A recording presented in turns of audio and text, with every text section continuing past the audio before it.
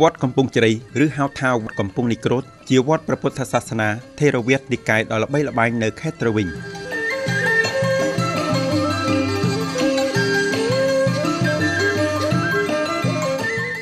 វត្តស្ថិតនៅទីរួមស្រុកចៅថាញ់ចម្ងាយពីទីក្រុងត្រវិញជាង5គីឡូម៉ែត្រទៅទិសខាងត្បូង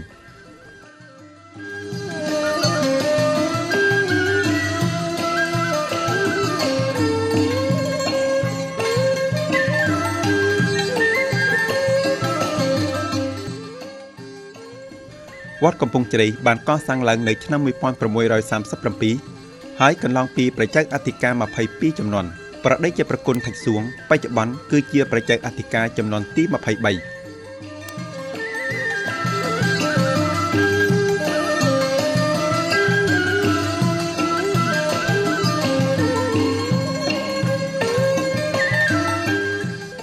ឆ្នាំ1968វត្តត្រូវរងនៅក្របបែកបំផ្លិចបំផ្លាញយ៉ាងធ្ងន់ធ្ងរកន្លងពីជួសជុលអស់ច្រើនលើកមកវត្តមានវិសាលភាពនិងឧត្តមឧត្តមជាងមុន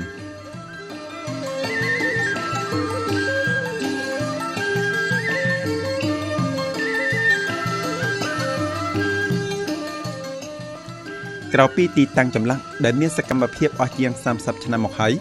ដោយមានវណ្ណកម្មចម្លាក់ដ៏អស្ចារ្យជាច្រើនខ្លងទ្វារវត្តកំពង់ជ្រៃក៏ជាសំណង់ស្ថាបត្យកម្មដ៏ពិសេសរបស់វត្តផងដែរ